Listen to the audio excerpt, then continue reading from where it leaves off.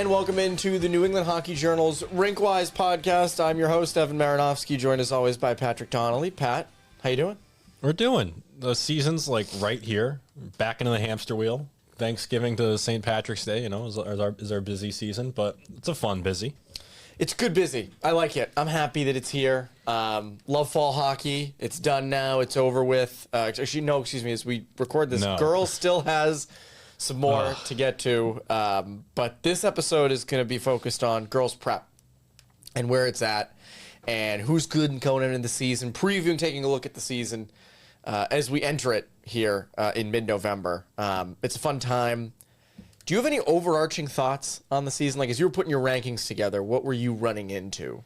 Well, hoping that, these teams that are starting in 2 weeks don't have all their kids kill each other at the New England Sports Center over Thanksgiving. Really great timing for that tournament every year. But it's a fun tournament. It's great hockey. The stakes are always high. It's fun. My thing with the rankings, as I was putting them together, was I'm confident in, tier 1 through 5 or 6, maybe 7, definitely 1 through 5.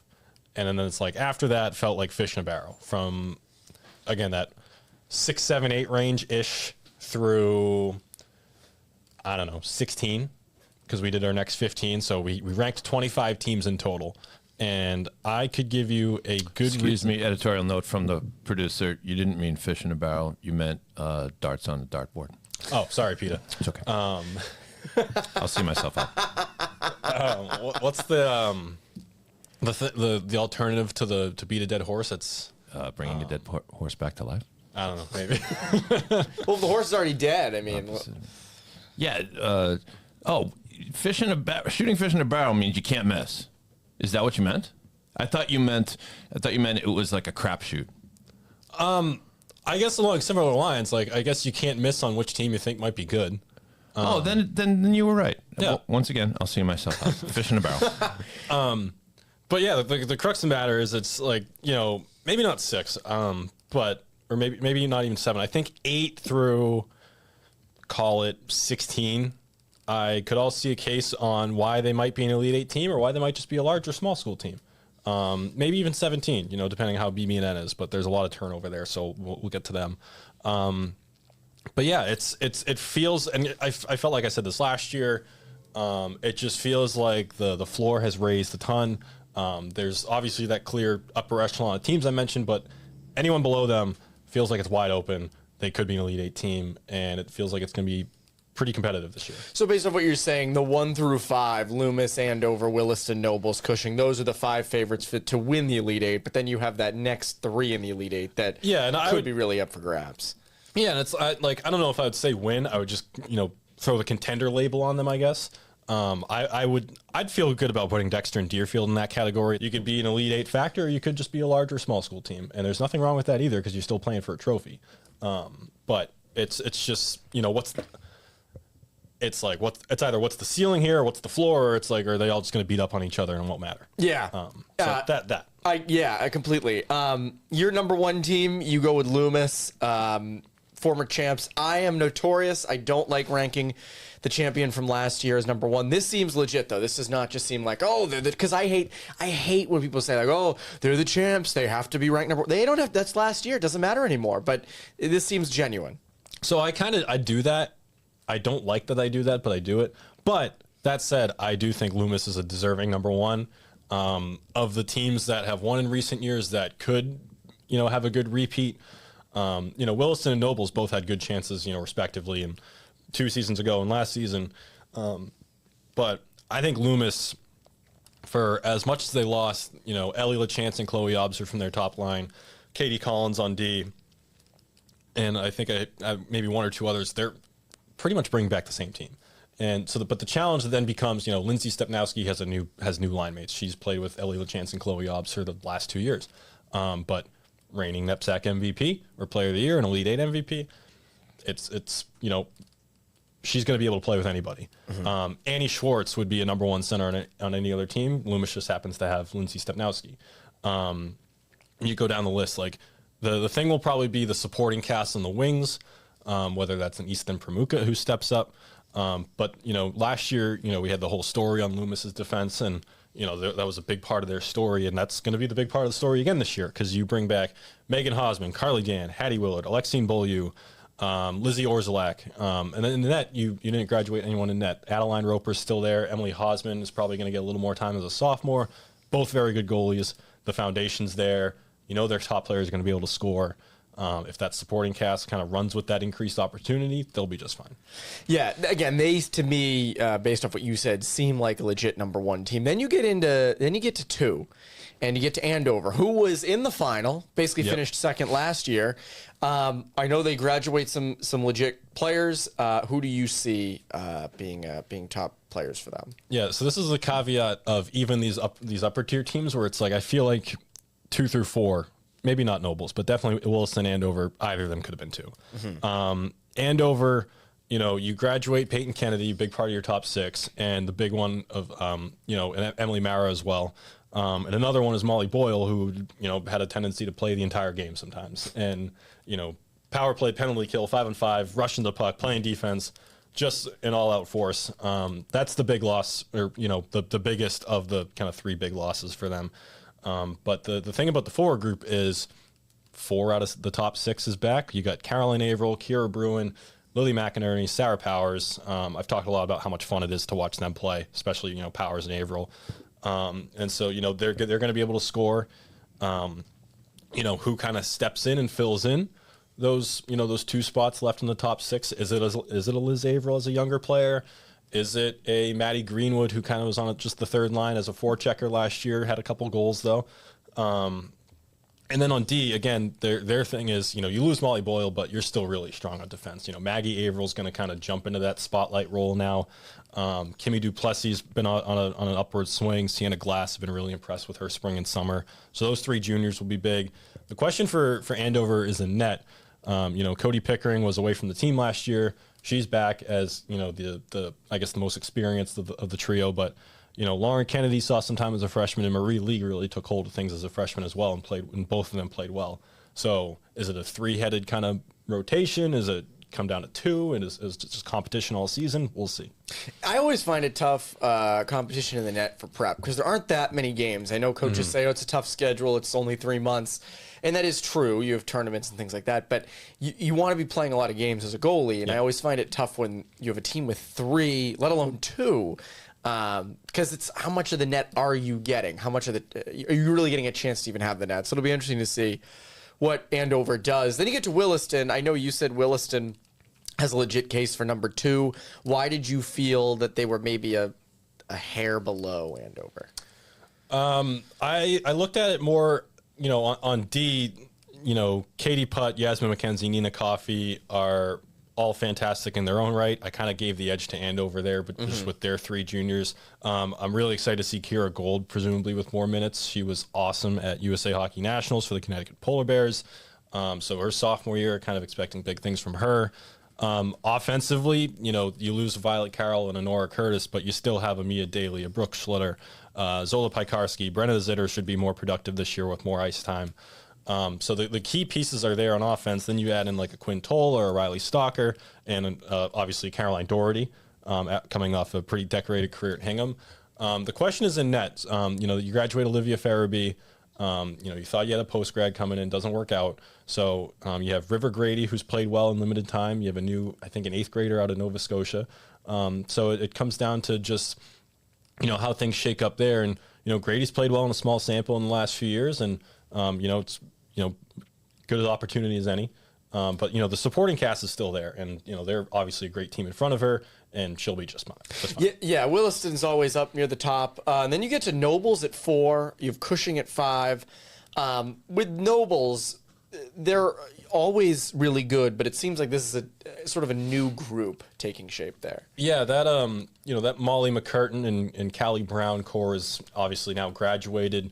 And up front, Greta Hulbig, it's kind of her forward group now. And then you get the younger players like a Lily Bromley, a Catherine McCool. Francie Ames will probably play more forward this year. Last year she played D.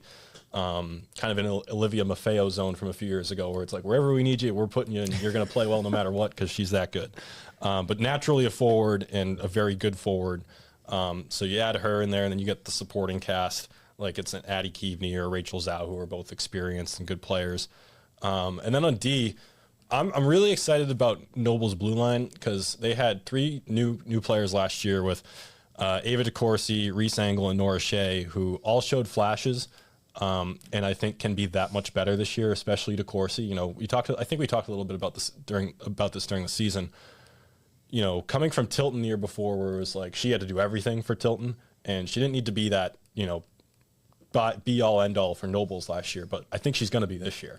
Just a ridiculous summer she had. She can shoot the puck, she can skate the puck. She's the total package on the blue line, and I think she's in line for a massive season. And you get that exposure to a place like Nobles too, even though their rink could use some work. So that's a topic we'll get into when we get annoyed going to their rink throughout the season. Well, I mean, Yale's got to be just licking their chops at all the kids like that we've mentioned so far, and that they've got coming up here on Nobles, like Ava DeCourcy and Anika Jonas and net. Obviously, excellent stability there. But you know, other people we've mentioned so far, whether it's I don't even know, like Mia Daly on Williston. Like, you know, there's so much Yale representation in here, where, you know, obviously the Ivies are prevalent in the prep schools, but they got to be pretty happy with what they got coming out here. Yeah, no, Yale is, even on the boys' side, Yale has a good amount of boys' prep kids, which is great. Rounding out the top 5, you have a team like Cushing. They lose to Loomis Chaffee last year in the quarters of the Elite 8. Offensive last year, what do you see for them this year? They're going to score again. Their defense is pretty much entirely new, and it's a lot of sophomores. Emerson Vischer-Bailey comes over from Thayer. Her mom, Brandy, is now the head coach. She was the associate head coach last year. Sadie Bellissimo is going to be a massive piece in net. They add Inez Camus from St. Mark's, another starting caliber goalie. So they have 2 studs in net right there. But they bring back... Wait, Camus is from St. Mark's, you said? Yes. That's not the girl who was the BU commit, right? No, that's Jackie Wright. She's a freshman now. That's right. But they bring back pretty much the same forward group. Brooke Harb, you know, Molly Bardall, Maddie Soderquist, Julia Lambert, and Bella Freitas, who we talked about a lot last year. You know, it's kind of the sky is the limit for that offense. It comes down to, you know, goaltending, because, you know, there are going to be mistakes with a new and a young blue line. And, you know, if they can outscore those mistakes. Yeah, they can. They can, yeah. The numbers last year were absurd for them. I remember seeing them in your stories last year. Like they are not having any trouble scoring. Part of it is, I think, like, you know, if you go by their games, I think they played a couple more games than some other teams. They just had a busy schedule. But even then, like, you know, put everybody on the same level of games, take whatever games out you want, and they're probably going to still score more than anybody else. Yeah, no, completely. Then you get into the bottom 5, which makes it sound terrible, but bottom 5 of the top 10, we're talking here. Dexter at 6. What do you like about them? Dexter, I like their experience up front. You know, you get, speaking of Vale, you got Evelyn Doyle and Sawyer Merrill. 2 very good 2-way players. Evelyn Doyle, you know, has been mentioned, like, you know, we're sending out our preseason emails and looking for responses from coaches and all that. Who's an underrated player? Evelyn Doyle was a common response. Someone called her the Bergeron of the knapsack. Ooh, good comp. I think Tina Scalise-Groton fits that comp as well. Yeah. Who's the Patrice Bergeron of girls prep? Now there's a story. Yeah, there you go. But, you know, you get them up front. You know, you keep, you know, Maddie Funk, you know, a handful of others up front. In net, you still have Annabelle Aitken and Addie Sutherland, 2 very good goalies. The thing with Dexter is their blue line. You know, you lose Emma Peterson, who's now at Connecticut College, and Elena Dunn and Maddie Murphy, both now at BC. So it's Maggie Chodzinski's blue line now. You know, Mackenzie Sutherland's a senior, productive, good skater, so she'll be a big presence back there as well. But, you know, Maggie Chodzinski played, you know, well beyond her years as a freshman last year. I know they're really excited about her. The sky's kind of the limit there. And she's kind of got the keys there now. She does. It'll be interesting to see. She was the one that scored the goal last year that didn't count against Cushing, right? That was Williston. In the 0-0 tie. In the 0-0 tie. Yeah, we got the... Sorry to bring up bad times for Dexter. The CIA film on that. This is a Pruder film of girls prep. Then you get into 7 with Deerfield. You know, they won the large school last year. 7, though, at least to start, you have them in the Elite 8. How do you see them elevating from being a large school team to being in the Elite Eight. Yeah, I'm excited for Deerfield. They pretty much have the same forward group coming back. Ava Giroux, I believe, is also Yale.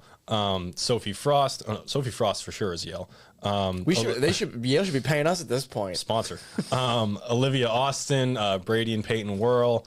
A vast majority of the forward group is back, if not, the entire top six. And they can all play kind of any style game, powerful game, forechecking game, and they can score. On D, Chloe Cleaves was a monster last year. Kira Austin is a great player as well.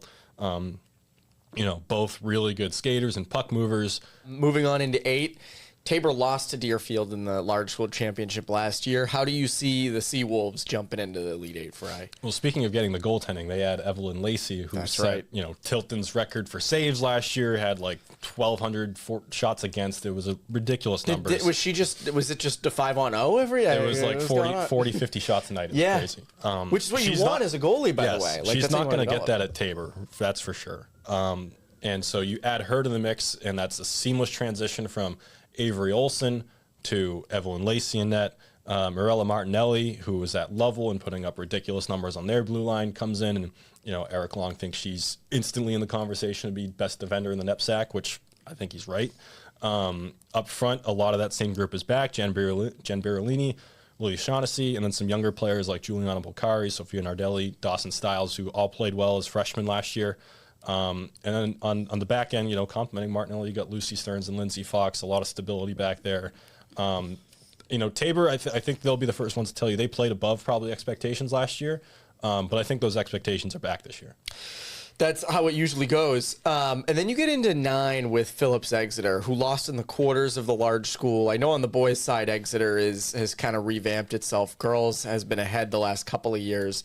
How do you see Exeter kind of moving into the Elite Eight group? Yeah, 9 and 10 is kind of where I took my swings on upside. I like this. We're gonna get to that with Rivers at 10. I like this. Yeah, but Exeter is just the upside is there. They've been on the upswing the last few seasons. Sally Comereck's got that program in a good spot. They're trending upward. That top line's back. Maria Gray, Paisley Meyer, Yale, Erin Sears, and then you get some younger players like Dominique Ray here, Clara Carey. Handful of others that stepped up in kind of big roles last year and should get even more runway this year. But the whole thing is that top line that can score with anybody. I think they all had over 28 or 30 points last year. Gray's been a consistent 40-point player. So you get that. Grace Riley on defense in that conversation for, if not best, maybe most talented or most electrifying defender in the NEPSAC. And then in net, they got some really good options. Eva Mae White as a post-grad from BB&N. She played really well last season for them. Lily Sable and Ellen Orwell could be in the mix too. They're confident in all three of them. I think the upside's there with Exeter. Yeah, it seems like the goaltending and defense. By the way, I love that a Meyer and a Sears are on a line and girls, and then a Meyer and a Sears were in a line in boys last year. I always get a kick out of that. Then you get to Rivers. Speaking of, you get to Rivers at 10. I know you have a big story on Rivers in the magazine. There was a quote at the end I loved. I forget which player said it, but she basically said, I like when teams underestimate us, and I still think teams will greatly underestimate us. I think putting them in the top 10 and talking about them right now, I think probably will eliminate any of that. I'm sorry, but they seem to really deserve some consideration at 10. Yeah, Rivers, it was Brooke Bartlett, and she said she loves... she doesn't think anyone's ever been afraid to play Rivers in her time. She's entering her 5th season on the team. She's been there since 7th grade. I've seen her name so many times at this point. But she's like, I don't think anyone's ever going to be afraid to play Rivers, and I love proving people wrong, paraphrasing. But I think Rivers, if we're calling a spade, I think Rivers should have won the small school tournament last year. If you want to play it out, would they have beaten New Hampton? That would have been an unbelievable head-to-head to watch. But Rivers was there, and they got punched in the mouth by St. Mark's in the semifinals, and I think that stuck with them a lot, just talking to Ellie Beigel and Keith McLean. But they lost Lindsay Moran, who was their leading scorer and point getter and all that, but pretty much the same team is back. On defense, you got Mia McDonald, Joelle Burns, Kylie Rabazi, Catherine Butkus, a whole bunch more, who are all entering, either second or third or maybe even 4th seasons with the team. And all 4 of those names I mentioned, they can all skate, move the puck, and they play that up-tempo style that they like. They want their defense to be aggressive. And then up front, it's pretty much, again, they lost Lindsey Morin, but it's pretty much the same group. Brooke Bartlett, Harvard commit. Simone Burns is fantastic and is going to have a massive year this year, I think. Nora McLean and Nora Swaim, two bigger bodies that can score. They're kind of in that Cushing category where they're not going to have any trouble scoring. It just comes down to, kind of tightening it up defensively, winning those games they should win. Ellie Beigel, it's going to be her first year as the full-time starter, but she plays on the Minuteman Lady Flames and sees a lot of pucks during the fall. And, you like when your goalie sees a lot of pucks, and she plays well. They also seem a little young, too, right? Like that could help them. It's a massive sophomore class. So this is sort of year 2 of what's going to be a pretty long run here. You get Rabazi's a senior, and, Bartlett's a junior, and Ellie Beigel's a senior. So there will be some turnover this year, but this sophomore class and even those juniors kind of all coming together at the same time here, it's kind of a perfect storm.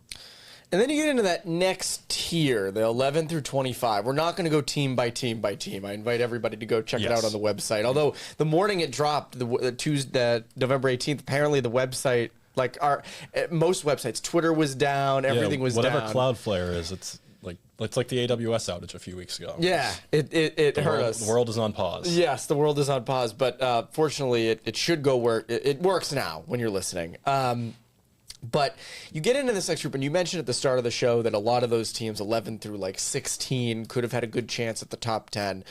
Typically, those are teams that end up being sleepers. I know on the boys' side, we'll get to this in the boys' podcast, Deerfield and St. Mark's were in my next 25 last year. They ended up being the top 2 seeds in the Elite 8.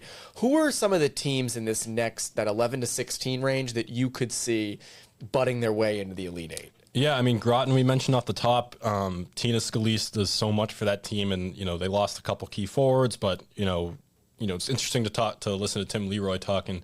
Their big thing the last few years has been their top line with Scalise, Maddie Cronin, who's now at Colgate, and Jalen Trudell, but now it's kind of their defense, which has a lot of holdovers from last year. Tatum Friedholm should take a big step this year. You got 3 seniors and Jamie Noonan, Una Cathan, Sydney Nelson, and then goaltending's figured out with Nora Wilson. It's just a matter of kind of those younger kids in the forward group stepping up and taking charge there alongside Scalise. So they're one to watch as well. They're fresh off their first Elite 8 appearance last year. I put St. Paul's in that mix. Erin Flaherty, a BU commit.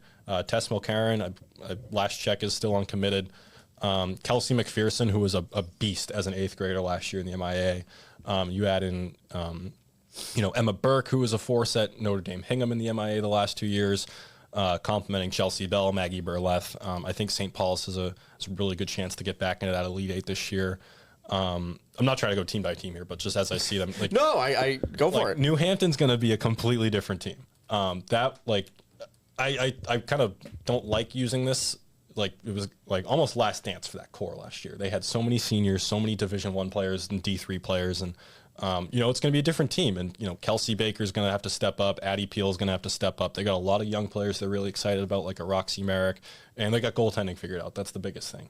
So New Hampton, just as from an interest standpoint, with all the change, is going to be one to watch. And with New Hampton, we used to always say, when are they going to make that jump into the Elite 8? Now it feels like you have a whole new core of players or different kinds that are going to be stepping up, and maybe that's the core that can elevate them into the Elite 8. Yeah, and just, Berkshire has a lot of returners. Thayer's thing will be replacing Morgan McGathy. Easier said than done.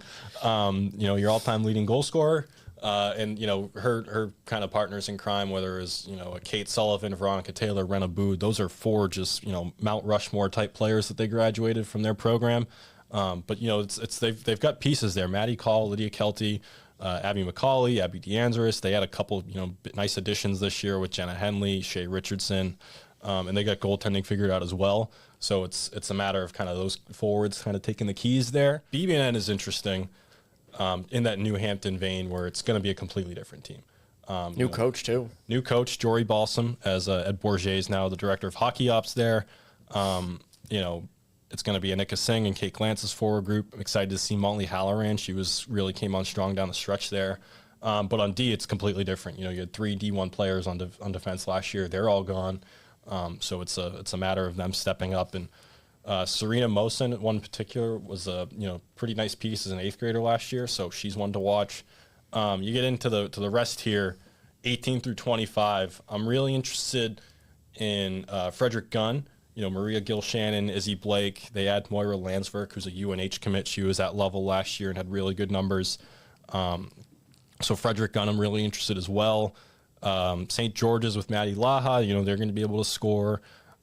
St. Mark's had some pretty big turnover. Choate is one I'm interested in for sure.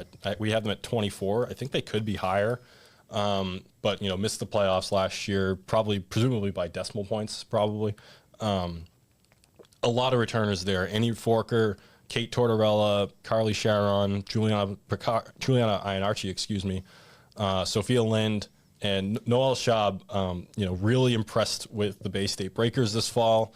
And I think she's going to have a chance to be a really strong goaltender in the league this year. Interesting. So we have some teams down there. And then Brooks, you have at 25. They went 4-19 Brooks last is the swing year. here. I like this. What's the idea with Brooks? 25. It's like I could put so many teams here. Like I considered Holderness, Westminster. There's some others in there. Brooks is interesting just in how that program is coming along. Michael Burns is entering his second season. Is adding some players in that he's, coached for a while, and Cassie Ling and Shelby Buckler, they were with that 14U Eagles team that won the national championship with him last year. Both really interesting players. Ella Pulio being healthy in net. I think she tore her ACL or MCL last year. And, Brooks was a team that was down to its, I think it's JV goalie or someone who had, I think, never played goalie before last year with all their injuries. And so you get some seniors in there who are going to kind of take the keys, and you add in all these young players, and it's, why not go win some games? And I like that. Take a swing. Why not? Yeah. And like I said, there are a whole bunch of other teams that could have been in there. Holderness, Westminster come to mind. Maybe even who have you, the Kimball Union or I don't know, insert team. But it's kind of like we said off the top, splitting hairs with fish in a barrel. It's like anyone could have gone to 25 there and take the swing with Brooks. I like that. We also have our all large and small school first and second teams. We're not going to dive into every single player because these players have all been mentioned. But every year, obviously, you have players who are above the rest, who are, MVP candidates. On the boys' side last year, it was like Carter Meyer, Ryan Chudzinski, and Joe Salandra. Who do you see as candidates that when you look at those teams, or even maybe players who aren't on them, that you look at and say they have a chance to be prep MVP this year? Lindsay Stepnowski right away, Bella Freitas. I put Ava DeCourcy in that mix, Tina Scalise. One player that, Brewster doesn't get a lot of coverage, but Megan Tremblay scored 25 goals on defense last year. That's insane. That's not nothing. No. So that's, as far as the race for top scoring defender, she's right back in there. I'm really excited to see Mia McDonald at Rivers this year. She can fly like the wind. She's a big shot from the point. There's one in particular there. And Brooke Schlitter at Williston, I think, has a chance to just be an absolute, just dominant player in this league. I love that. Okay. I like that. That's those are some MVP watch lists, so to speak, that we're giving you on the podcast. Do we dare? Do you dare make an Elite Eight prediction? Who do you feel? What's like your who wins it all, or who are the 8 teams? No, we've done the 8 teams. We've talked about everybody, but who do you feel would be who are the 2 teams that you could see in the final? Loomis, which is such the cop out, but they added that to that team too. I believe they're adding Alexa Bucco to the mix, who had ridiculous numbers at Mount St. Charles last year, and it's in that Brewster category of their schedule and their how many all that. But her numbers are ridiculous. It's not nothing, but the production you have for Mount last year. So you add her and just the core they have coming back. Loomis, that's an easy one there. And then it comes down to how much chalk do I want to do here. I really like Cushing's mix in their forwards. Ooh, I like that at 5-2 to have him go. Yeah. I like that. Yeah, and it was a 2 versus 5 we had last year, so I don't even know if 1 versus 5 works out from the bracket perspective. Who cares? Anyways, I like Cushing's mix a lot. just with their forwards, and it just comes down to how things shape up with all those sophomores on defense. Beautiful. Okay, I like that. Cushing and Loomis. I don't remember who I said for girls last year. Obviously, you're the expert on it. I am not. But just off of what you've said, I think Andover gets in there, and I'll go. I'll be different. I'll say Williston. Andover and Williston. Okay. Classic. My upside down take would be Deerfield. Okay, I like that. Deerfield, your sleeper Elite Eight champion. Yes. Mark that down, write it down, keep it handy. Well, we'll be doing podcasts every week throughout the year, just like we did last year, talking girls prep, talking boys prep, girls MIA, boys MIA throughout the season. Before we leave, we have to turn things over to our great producer, David Yaz, for overtime.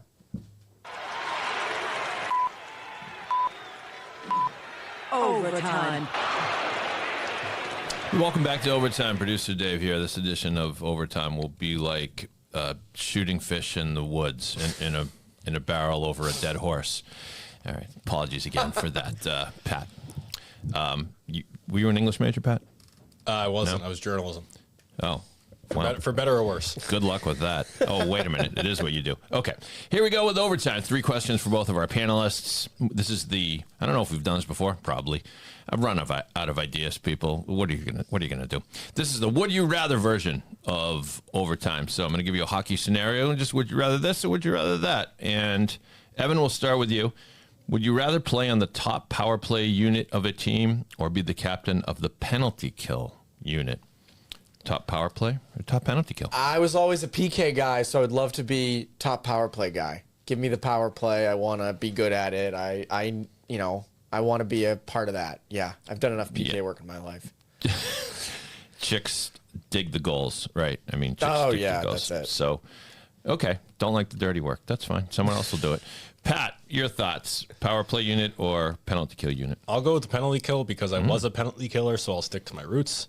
And there's just something about, in a tight playoff game or a big regular season game and you have a massive penalty kill, that the boost that gives you, and whether it's those guys blocking a shot or selling out for something, and then you get all the adoration. Oh, this guy's so underrated. You see him on the penalty kill, he just busts his butt out there. I don't know. I like that. And I was watching the Bruins Canadians the other night. That 5-on-3, like, I had such an appreciation for those 3 guys on the 5-on-3 because it was textbook. It was perfect. Montreal had nothing, and I was like, that is exactly what the Bruins needed in this moment instead of a power play goal. Yeah. I never played hockey, but I played as a freshman in high school. I played soccer. I was terrible, but I prided myself on I played defense. I forget if I was the sweeper or the stopper or what really the difference is between those two, but I just sacrificed my body to try to break up any rally, any rush, just throw yourself out there. And there's a certain maybe sort of scrappy pride to the penalty kill, maybe akin to an offensive lineman in football. Yeah, get your lunch pail. Yeah, exactly. Okay. Yep. Pat, you won that one. Congratulations. He did. No, he 100%. I took the cop out. It's okay. I'm glad there's a difference of opinion. It's what podcasts were built on. The host loves the spotlights. There you go. Right on brand for both of you. Pat, you can start with this one. All else being equal, would you rather win a hockey game 1-0 or 6-5? Oh man, I feel 6-5 because that's such a roller coaster, and that's probably one you look back on and it was how much fun that was. But there is also kind of along similar lines of what I just talked about, the appreciation for a 1-0 game. Like, I think Bruins Lightning Game 7 in 2011 was a 1-0 game. I think it's the best hockey game I've ever watched. But I'd rather take the 6-5 roller coaster. Who was it? Bergeron on the goal? No, who scored the goal? Nathan Horton from Krejci. Oh, okay, all right. Well, let's see. You remember it, and in a 6-5 game, you're not going to remember who scored all the goals. So there's that. Evan, your thoughts? I'm going to stick to my roots. Defense, 1-0, easily. Oh, because that's a clash. That's a mistake-free game. Any mishap could lead to the goal, and it says a lot more about a team. And a lot of coaches would rather win 1-0 than 6-5. But 6-5 games are more fun to watch most times. Right. But to be in 1-0, I'd rather win. Yeah, isn't there something? I don't know if empty is the word, or when you go up 3-1, then all of a sudden it's 4-3, and then it's like back and forth, and as a player it must be fun, but kind of frustrating. I don't know. Just it is not the typical flow of hockey, I guess. Okay. I argued against myself there, but as probably someone playing, somehow you lost the argument. Playing as someone in a lower role, there's probably more chance I'm getting on the board in a 6-5 game. Okay. That's right. Good point. It's a shorthanded goal because you're on the penalty. You're on the penalty kill unit. Okay. All right. Final question for overtime today, and we go back to you, Evan. Would you rather play in a Winter Classic or an NHL All-Star game? Oh, easy. Winter Classic. Really? Oh, yes. All-Star game, whatever. No one cares about that. Winter Classic, outside, like that's a canon moment in a life. That is a really cool. Even just skating at Fenway, just around, it was so sick. So yeah, I'd take Winter Classic for sure.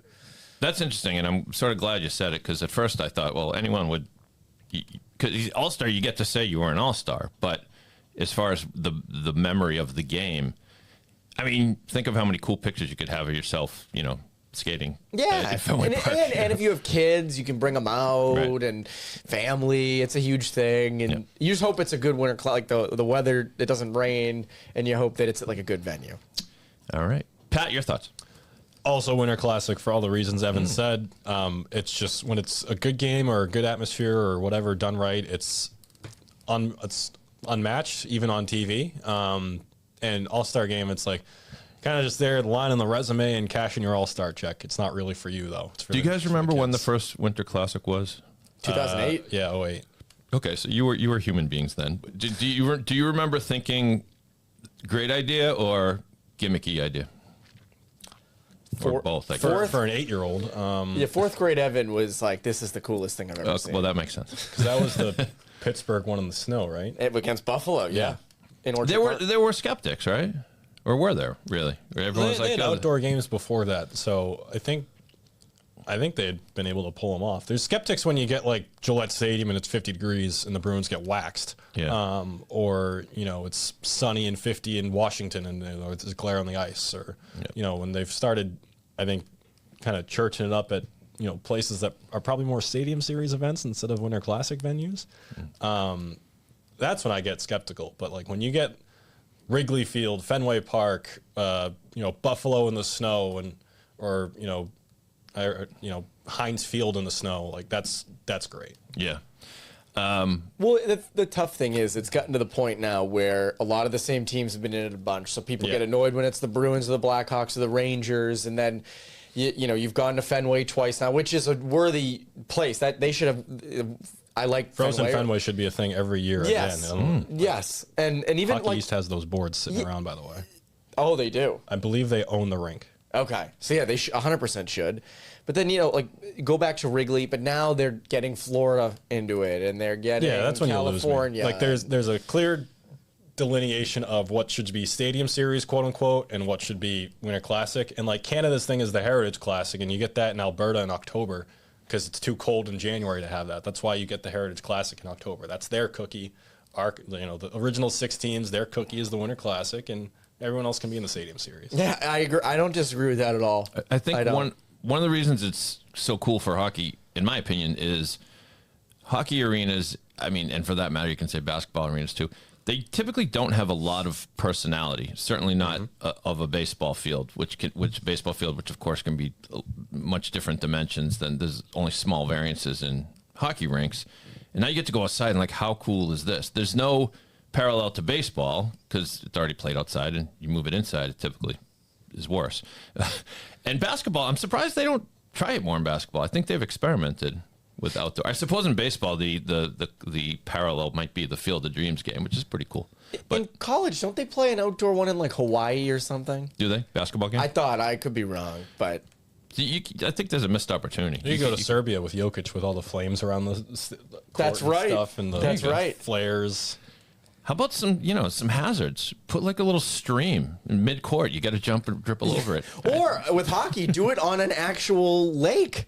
I can't do that, but but like in Minnesota, you could. But the Lake Tahoe thing they gotta go back was such it's a prisoner of the moment because when else are you gonna be able to underwrite something that doesn't have a crowd? That was COVID, I take it. Yeah. Yes. Okay, yeah. So, but that was just so perfect and well done where gosh, screw the bottom line for a day. Just do something cool. Well, that's the Field of Yes. Dreams thing in baseball. I mean, I don't know if I'm sure they figured out a way to make money, but I don't know how many the people were in the hundreds, not the tens of thousands at that little field in Iowa or whatever. But Tahoe was perfect, and I think they need to go back to doing those things. I get why they want to make money. They want to have it be a huge spectator event, but once in a while, doing that once a year, pick 4 teams. They did back-to-back games, I think, back then. Yeah. Do that again, or do it, on consecutive days. It was that was picturesque. It was so cool, and I wish they would go back to doing that. It doesn't just have to be Tahoe; it could be anywhere. So I would do that. I got an idea: floating rink in the Arctic Circle, and all the fans are on big barges. Yes. Put it on an aircraft carrier. Yeah. Like, You could play. how basketball. sick would that be? That would be It'd cool. Incredible. All right, these are all free ideas. NHL or college hockey, take them. Fantastic job, overtime, both of you. Back to you guys to wrap things up. Well, that's that. That's girls prep. We'll have a lot of coverage this year. Rankings, top performers, everything throughout the rest of the season. So don't get sick of us. You'll be hearing a lot from us. That's Pat Donnelly. I'm Evan Marinofsky. We will see you at the rinks.